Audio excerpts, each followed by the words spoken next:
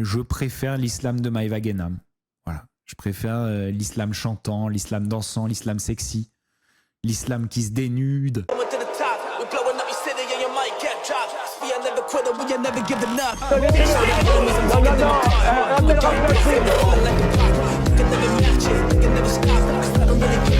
Vous fumez, monsieur? Le football, il a changé. Oui, peut-être. Ouais, c'est Laurent Delamousse, bienvenue aujourd'hui pour une nouvelle vidéo et j'espère que tout le monde va bien, messieurs, dames. On se retrouve aujourd'hui pour la vidéo du milieu de la semaine, la vidéo du mercredi, la vidéo qui me rappelle que dans pas si longtemps que ça, je reprends le travail. Mais bon, on va tenter de rester positif. Messieurs, dames, hier, j'ai eu une petite galère sur la chaîne principale. J'ai posté une vidéo, elle a été strike.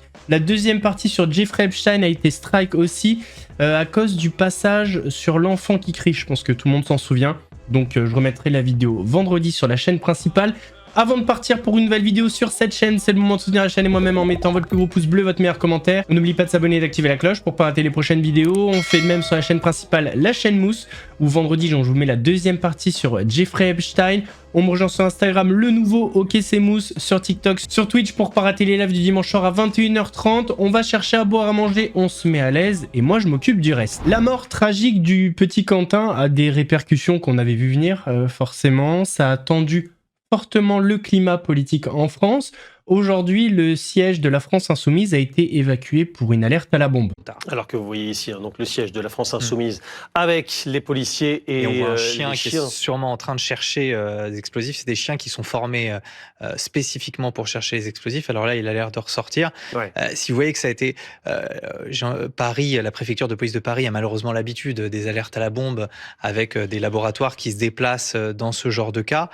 Si la rue a été bouclée et que les policiers sont là, ça veut dire que c'est quelque chose qui a forcément été considéré comme sérieux. Ouais. Là, il y a ce qu'on appelle une levée de doute. On espère que cette levée de doute aboutira sur le fait qu'il n'y avait pas vraiment d'engin explosif.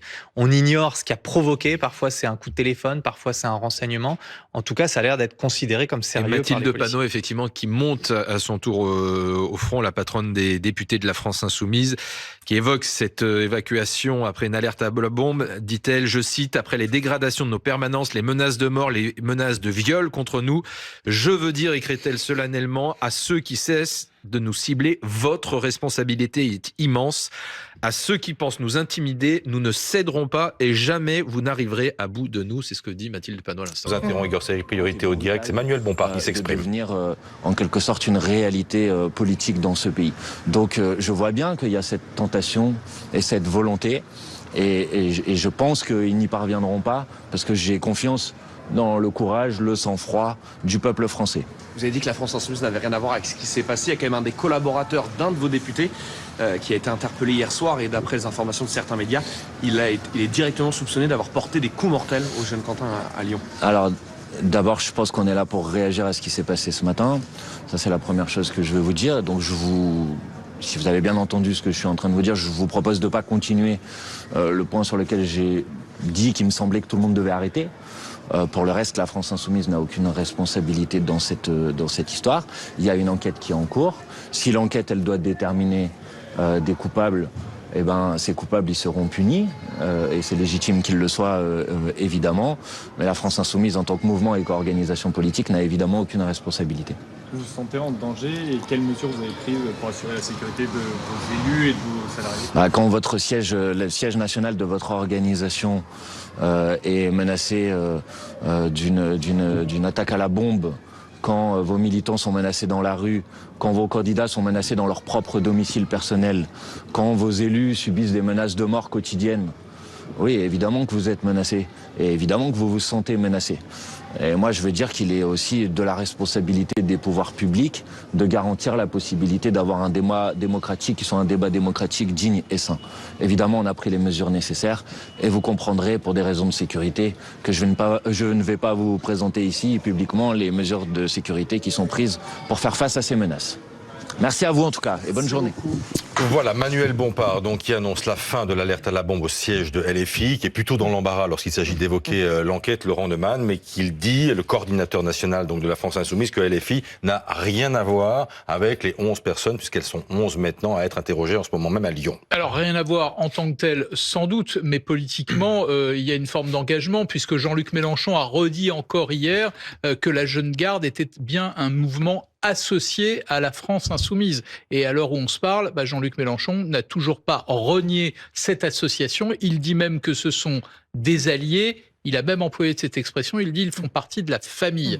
Donc politiquement, si la France Insoumise est engagée. Et justement, depuis quelques jours, il y a une personne et un mouvement en particulier qui a récupéré le décès de Quentin. C'est le collectif Némésis et sa présidente Alice Cordier. Sauf que sur le plateau de BFM TV, elle a pas mal bégayé parce que certaines incohérences lui ont pété à la gueule. Ce sont vos amis qui se battent là contre sans doute des militants Antifa. Il y a Quentin parmi eux? Écoutez, moi, je vous renvoie à la conférence de presse du procureur hier. Non, mais sur ces images précisément. Qui, lui, ne parle pas de Rix. D'accord, mais là on voit qu'il y a une bagarre. Est-ce que vos amis ont participé à cette bagarre? Écoutez, moi, je viens de découvrir cette vidéo en même temps que vous. Moi, ce que je peux vous dire, c'est que nous avions une quinzaine d'hommes qui nous ont protégés et que s'ils ne l'avaient pas fait, peut-être qu'aujourd'hui, ce serait une militante de Némésis. D'accord, mais est-ce que ces hommes ont se sont battus directement avec des militants Antifa, certains étant armés de barres de fer? Est-ce que Quentin Derenc a participé à cette rixe? Il y a des Antifa qui étaient armés, qui ont attaqué les hommes qui étaient là pour nous protéger. Et eux n'étaient pas armés? Non. Alors, sur les images, qui est habillé en noir? Est-ce que les amis dont vous parlez qui étaient là pour protéger le moment où vous déployez votre banderole, ils étaient habillés tout en noir également, comme ceux qu'on voit sur ces images? Je n'ai pas l'information. En tout cas, il n'y avait pas un dress code au sein des hommes qui étaient venus pour nous protéger. Aujourd'hui, vous pouvez dire qu'ils étaient venus pour vous protéger sans béquilles, sans fumigène, sans gaz lacrymogène? Écoutez, moi, l'enquête fera son travail. Moi, ce que je peux vous dire, c'est que nous, on a des hommes qui n'étaient pas là pour se battre, qui étaient là pour nous protéger. Et vous les reconnaissez pas, là? Vous dites pas, tiens, effectivement, ce sont eux, habillés en noir? Je ne sais pas ce que vous sous-entendez depuis tout à l'heure. On essaie de comprendre ce qui s'est passé ce jour-là. Comment tout ça a conduit à la mort d'un jeune homme? Est-ce que Xavier Dupont de Ligonnès est encore en vie? Alors, quand j'ai vu le début de cette vidéo, je croyais à une ancienne vidéo ou à un truc lié avec Aquababe. Eh bien, pas du tout. Un de ses proches relance la théorie. Xavier Dupont de Ligonnès, encore en vie.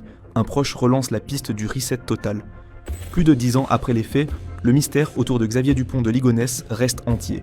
Introuvable depuis avril 2011, il demeure le principal suspect du quintuple meurtre de son épouse et de leurs 4 enfants, retrouvés enterrés sous la terrasse de leur maison à Nantes. Depuis cette découverte macabre, une question hante l'opinion publique comme les enquêteurs. Est-il mort ou toujours en vie ? Aucune preuve formelle n'a permis de confirmer un suicide. Et malgré les signalements et les fausses pistes à l'étranger, le fugitif n'a jamais été localisé. Aujourd'hui, c'est l'un de ses amis proches, Bruno de Stabenrath, qui sort du silence dans les colonnes de Marie-France. Pour lui, l'hypothèse d'une disparition volontaire reste crédible. Il décrit un homme brillant, cultivé, charmeur, mais fragilisé par l'accumulation des échecs financiers et un environnement familial complexe. Selon lui, le basculement aurait commencé dans les années 1990, lorsque l'église de Philadelphie, dirigée par la mère de Xavier Dupont de Ligonnès, est signalée. S'ajoutent ensuite les dettes, la pression sociale et l'image d'une famille idéale à préserver à tout prix. Pour cet ami, le divorce était inconcevable à ses yeux. Il avance une théorie, celle d'un reset total. Pourquoi aurait-il dissimulé les corps s'il comptait se suicider ? Interroge-t-il. Il imagine un homme capable de changer d'apparence, de se fondre dans la masse, voire de s'exiler aux États-Unis, pays qu'il connaissait particulièrement bien. Malgré l'affection qu'il lui porte encore, Bruno de Stabenrath se dit tiraillé entre son souci de justice pour Agnès et les enfants, confie-t-il, mais aussi son envie de lui dire d'assumer ses crimes s'il le revoyait un jour. Pendant ce temps, l'enquête officielle reste ouverte et le mystère intact. Vendredi, je vais donc vous reposter la deuxième partie sur Jeffrey Epstein. Et un truc que je vous avais dit dans les vidéos sur Epstein, c'est qu'avec la multitude de documents, de photos, de vidéos qui sont sortis, il peut y avoir aussi de la place pour des fake news, des images générées avec intelligence artificielle, enfin tout un tas de trucs. C'est pour ça que c'est très long avant de tout analyser et savoir ce qui est vrai ou pas. Voici un petit sujet fait par M6. Observez ce cliché. À gauche, le criminel américain Jeffrey Epstein. À ses côtés, un certain Volodymyr Zelensky, très jeune et visiblement très proche. La photo serait issue des dossiers Epstein, rendus publics fin janvier par le département de justice américain, mais elle est fausse. Voici l'original. Le financier américain pose en réalité avec sa compagne. De faux documents comme celui-ci, il en existe des centaines. Exemple avec ce montage de Lady Gaga. Pour cette experte, l'ampleur colossale des archives publiées favorise la désinformation. On voit un trop-plein de documents qui est publié et d'un autre côté, on a des acteurs malveillants qui vont utiliser des outils qui sont très accessibles, qui sont faciles d'utilisation, qui ont très peu de garde-fous pour générer des images entièrement fausses. Des idées fausses massivement relayées sur les réseaux sociaux. 7 millions de vues pour cette image générée par l'IA de Donald Trump aux côtés du milliardaire entouré d'enfants. Si les deux hommes se connaissaient, ce cliché est bien truqué. Un détail l'a trahi, la main d'un enfant compte 6 doigts. Plus absurde encore, cette photo prétend montrer Jeffrey Epstein, vivant, dans une rue de Tel Aviv, qui n'existe pas. Pour un utilisateur des réseaux sociaux lambda, ça reste une étape d'aller vérifier dans les documents que cette information est vraie. Et quand on voit une image, on ne questionne pas forcément sa crédibilité lorsqu'elle a l'air si réaliste. Au-delà des fausses informations, figurer dans les dossiers Epstein n'est pas non plus la preuve d'une complicité avec le criminel américain. Alors par contre, il y a une chose qui est vraie en ce moment, les hostilités entre Bastos et Zatis ont repris. Et tout ça, ça part d'un sujet de tromperie de séparation entre deux candidats de télé-réalité ou influenceurs. J'ai pas trop suivi parce que ça m'intéresse pas trop. Mais en tout cas, c'est le début d'une nouvelle embrouille entre les deux créateurs de contenu. On va pas se mentir, celui qui tire le plus fort sur l'autre, c'est Bastos. Et là, pardon, dans cette histoire, Maïsan n'est pas défendable. Écoutez cette voix agressive déjà premièrement. Vous voulez quoi? De la même manière que quand Emine il avait en sorti plus ses de réseaux manière agressive. et ses audios, il n'était pas défendable. Elle a le droit à l'erreur. T'appelles ça une erreur? C'est même pas une erreur. Oui, exactement. Elle l'a pas trompé, ils étaient pas ensemble. Ils venaient de se marier avec quelqu'un d'autre. Parce que quand il y a des erreurs, on doit dire ah mais ce qu'il a c'est bon, c'est qu'une erreur, c'est pas grave. Mais honnêtement qu'on supporte Vous pas. voyez, vous comprenez ce que je suis en train de vous dire? Pour lui, une femme, elle a été à toi, elle est à toi pour toujours. Je peux le comprendre, son attitude à des moments où on l'a vu et tout, je comprends totalement que son attitude, genre on parle pas de son attitude là, on parle de faits, Zatis. De quoi tu parles? On puisse ne pas l'aimer. Vraiment, je vous le jure. Mais pardon, personne mérite ça. Que ce soit Maïsan ou lui. Ce qu'a fait Maïsan n'excuse pas ce qu'a fait Emine. Ce qu'a fait Emine n'excuse pas ce qu'a fait Maïsan. What? C'est pas possible de soutenir ce genre de discours. Je parle d'une prise de position, je parle d'une opinion. Je suis pas en train de répandre de la haine comme il le répond sur son Snap, parce que ce qu'il a répondu, Zatis, c'est Bastos, il fait que répandre de la haine, attention, c'est contagieux, etc. Mais quoi?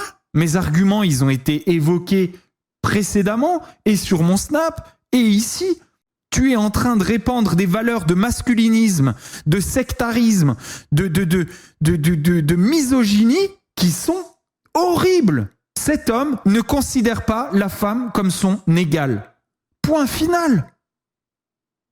Ça y est, c'est prouvé. C'est ici. Devant vous. Moi, ce que j'ai pas compris, c'est le côté Maïsan Queen, bien wesh de t'être vengé. Mais à quel moment on félicite quelqu'un d'avoir fait un truc comme ça? Mais elle s'est pas vengée, putain de merde. Elle s'est pas vengée, elle était célibataire. Même manière que si Emine a trompé Maïsan, etc. Je suis grave pas d'accord avec ça. Mais les Maïsan Queen machin... Vous avez vu, il dit si Emine a trompé Maïsan. Si quoi? C'est plus un secret pour personne cette histoire. Et il a fait bien pire. Choqué. Genre, là, en ce moment, qui est victime d'une histoire de ouf? Vous pouvez dire tout ce que vous voulez, hein. C'est Emine qui, pour l'instant, il est victime de ce truc-là. Qui se fait défoncer? Mais quelle histoire de ouf. Je veux bien qu'on reproche à Sissik d'avoir trahi son copain. En mode, c'est maintenant que c'est devenu l'amour de sa vie. Emine et Maïsan, ça fait très longtemps. Tu le sais, parce que c'est ton gars. Et tu fais comme... Wesh. Même s'ils sont plus ensemble, même s'ils sont tous les deux mariés, ils ont fait d'autres trucs, et ils sont totalement plus du tout ensemble. Tu chopes pas l'ex de ton pote. Jamais de la vie. Vous avez aucun cœur. Vous êtes là en mode, ouais, il l'a trompé, personne n'a parlé. Mais toute la terre a parlé quand Emine il est en galère. De quoi vous me parlez? Quand Emine, il faisait des trucs, tout le monde lui a pris la tête. D'où personne n'a parlé. Vous êtes des oufs. Les gars, là, quand même, on peut... Non. Ce qu'ils disent, c'est pas que personne n'a parlé. Il y a plein de gens qui ont parlé. C'est toi qui n'as pas parlé à l'époque. C'est toi qui n'as pas parlé. Et je pense que si t'avais parlé, t'aurais soutenu Emin qui allait faire un mariage religieux arrangé. J'ai compris la manière de penser de Zatis. Voilà, je le connais depuis un moment. On a eu d'ailleurs des débats sur le sujet. Mais je suis déçu. Donc de ce côté-là, je suis pas déçu. Ce dont je suis déçu, c'est que lorsqu'il me répond, il ne me donne pas des arguments. Il essaye de me diaboliser sans aucune justification. De faire croire que moi, ce que je ne propage, c'est que de la haine et que c'est contagieux et que ça va vous contaminer. Alors voilà, moi je suis désolé, mais je préfère l'islam de Maïva Guénam. Voilà, je préfère l'islam chantant, l'islam dansant, l'islam sexy, l'islam qui se dénude, l'islam qui va en boîte avec ses copines, l'islam qui se déhanche. Vous savez quoi, même l'islam qui fait du contenu pour les plateformes. Mais son islam qui rabaisse les femmes, là, ça commence à vraiment me casser les couilles, je vous le dis. Moi, en fait, c'est l'islam de l'Enoutsa que j'adore. Zatis met carrément la pression à Maïsan, actuellement, pour qu'elle parle. Zatis est, par intérêt uniquement, attention, par intérêt uniquement, puisque Zatis est vénal, je vous le rappelle. Zatis est vénal, Zatis veut de la thune. Zatis, on le rappelle, ne commence ses réacts que quand il a eu assez de subs de sa communauté. On a les extraits. Tant que j'ai pas les subs, Zatis est vénal, Zatis veut de la thune. Zatis a pris tout l'argent de notre chaîne YouTube. Je n'en ai jamais vu la couleur. Ok. Zatis, par intérêt, est aujourd'hui le porte-parole du clan Emin. Et ce qu'ils veulent pour libérer Emin de toute la culpabilité du monde qu'il porte sur ses épaules, ce qu'ils veulent, c'est que Maïsan prenne des responsabilités dans cette histoire. Et si Magali Berda, sur le plateau de Sud Radio, avait mis Jordan Florentin face à sa bêtise? Je crois que c'est ce qui s'est passé. Vous savez que eux considèrent qu'un vrai musulman est celui qui pratique. On n'est pas là pour ça. Qui pratique l'humain. Mais vous pouvez pas en fait être à moitié musulmane. C'est soit vous l'êtes totalement. Je choisis ce que je veux être. Oui, mais vous n'êtes pas musulmane, madame, alors. C'est pas vous qui choisissez si je suis musulmane. C'est pas vous. Là, vous vous comportez exactement comme les hommes que vous dénoncez. Mais si on se fie au Coran, vous n'êtes pas musulmane, vous êtes une mécréante. D'accord, mais dans ce cas-là, est-ce que vous pouvez affirmer que vous vous comportez exactement comme les hommes que vous dénoncez, comme les hommes extrémistes musulmans qui choisissent ce qui est musulman? Je connais cette religion et l'islam n'est pas à la carte, madame. L'islam n'est pas à la carte. Elle englobe tout. Vous avez le même discours et j'adore. J'espère que tout ça s'est enregistré. Vous avez le même discours que les hommes extrémistes musulmans. C'est ça qui est adorable. Non, c'est juste que je comprends leur logique. Ce que j'admire, vous pensez pouvoir leur échapper, madame? C'est Magali qui reprend, s'il vous plaît. Si moi, on va passer au sujet de la soirée, mais juste une question. Moi, je suis juive, ok? J'ai la Torah qui donne ses règles aussi. Ça veut dire quoi? Que moi, si j'applique pas la Torah à la lettre près, je ne suis pas une juive. C'est la différence qu'il y a entre la Torah, entre la religion juive et l'islam, c'est que l'islam est quelque chose qui englobe l'intégralité. Est-ce qu'on peut dire l'islam, elle englobe tout. L'islam est un code civil. Attends, Jordan, est-ce qu'on peut dire aujourd'hui qu'une femme musulmane a le droit d'appliquer sa religion comme tout le monde? Est-ce qu'elle a le droit comme elle a envie, elle a le droit de le faire. Ce que je dis, c'est que pour... vit la religion, c'est personnel. Chacun vit sa religion comme il l'entend. Sauf qu'on ne vit pas une religion à la carte, encore moins l'islam. Bien sûr que si, ça s'appelle le libre arbitre, monsieur, et c'est dans toutes les religions. Sauf qu'un vrai musulman vous considérera pas comme une musulmane, madame. On s'en fiche de ce que les musulmans en face. Mais moi, je vous parle de ce qu'ils disent. Ce qui compte, c'est le lien spirituel. Mais non, c'est vous qui le dites, c'est pas eux. Mais c'est pas mon interprétation. C'est eux fonctionnent comme ça. D'accord, mais l'interprétation des hommes n'est pas forcément la bonne. Eux fonctionnent comme ça. Ce n'est pas la parole divine. La spiritualité, pour en avoir parlé des théologiens, je vous dis des hommes. Mais c'est qui les gens avec qui vous en parlez? C'est pas que des hommes, des femmes musulmanes. Je peux vous citer des femmes musulmanes qui fonctionnent exactement dans cette logique-là. Et c'est ok? C'est leur choix, mais ça ne veut pas dire que je comprends viscéralement les valeurs de cette religion, qui n'est pas juste une religion, qui est une civilisation. Hier, sur le plateau de TBT9, Gilles Verdez a donné des précisions par rapport au procès de Naps. Et parmi les précisions qu'il a apportées, il semble y avoir pas mal d'incohérences dans la version des amis de la victime. Tout ça est à prendre avec des pincettes, faut recouper, etc. Enfin, on verra bien. Le rappeur est jugé devant devant la cour criminelle de Paris pour le viol d'une jeune femme dans une chambre d'hôtel en 2021. Je précise tout de suite qu'il conteste les faits. Il parle d'une relation consentie. Alors aujourd'hui, la plaignante devait témoigner. Finalement, ce sera demain. Aujourd'hui, c'était les amis de la plaignante qui ont témoigné. Donc cette jeune femme, elle explique qu'elle a rencontré le rappeur Naps lors d'une soirée en boîte de nuit. Puis ensuite, elle est invitée avec des amis à rejoindre sa table. Puis chez Naples dans une chambre d'hôtel près de la gare de Lyon et ensuite elle aurait été violée. Donc il y a 2 amies de la plaignante qui ont témoigné. La première c'est Camille et je vais vous dire ce qu'a dit la deuxième, Alexia. Donc Alexia, elle est présente lors des faits. Elle explique qu'elle s'est écroulée sur le lit au milieu. À un moment, elle aurait senti Naples sur elle. Elle lui a demandé « Qu'est-ce que tu fais ?» Elle le repousse et elle se rendort. Elle se réveille 5 à 10 minutes plus tard et elle voit Naples sur son amie, la plaignante. Voilà. Et au procès, on a relevé des contradictions entre les témoignages de ces 2 amis. Voilà. Alors Alexia, elle dit ne pas se souvenir avoir dit « T'inquiète, il a un petit sexe, ça va pas rentrer ». Première chose. Alors qu'au départ, elle avait dit ça. À la barre, les messages que les filles se sont échangés sont relus un à un. Alexia, elle affirme qu'elle s'est sacrifiée en invitant le rappeur à la toucher pour qu'il se détourne de son ami. Elle a avoué qu'elle avait menti sur ce point. Ça, c'est très important pour la défense de Naples. Et l'avocat lui demande à plusieurs reprises de confirmer ses propos. Elle confirme « J'ai menti dans ces messages et Naples ne l'aurait jamais touché ». Et elle reconnaît qu'elle a également menti aux enquêteurs sur ce sujet lors de la procédure. Voilà, donc 2 amis qui témoignent, des contradictions, et on attend donc demain le témoignage de la plaignante. Ça va dans le sens de Naples pour l'instant. Aujourd'hui, oui, il y a des contradictions qui ont été relevées. Absolument. Voilà, surtout qu'en plus c'est... Oui, oui. Il y a des contradictions qui ont été relevées dans le témoignage de 2 amis. Messieurs, dames, on arrive à la fin de cette vidéo. J'espère qu'elle vous a plu. Si c'est le cas, votre plus gros pouce bleu, votre meilleur commentaire. On n'oublie pas de s'abonner et d'activer la cloche pour ne pas rater les prochaines vidéos. On fait de même sur la chaîne principale, la chaîne Mousse, où vendredi, vous avez la 2e partie sur Jeffrey Epstein. On me rejoint sur Instagram, le nouveau sur TikTok, sur Twitch pour ne pas rater les lives du dimanche soir à 21h30.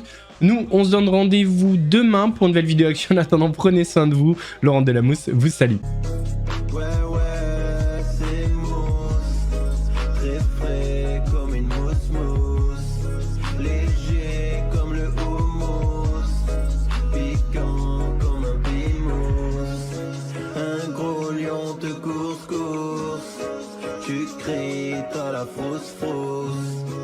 J'arrive à la rescousse. Regarde.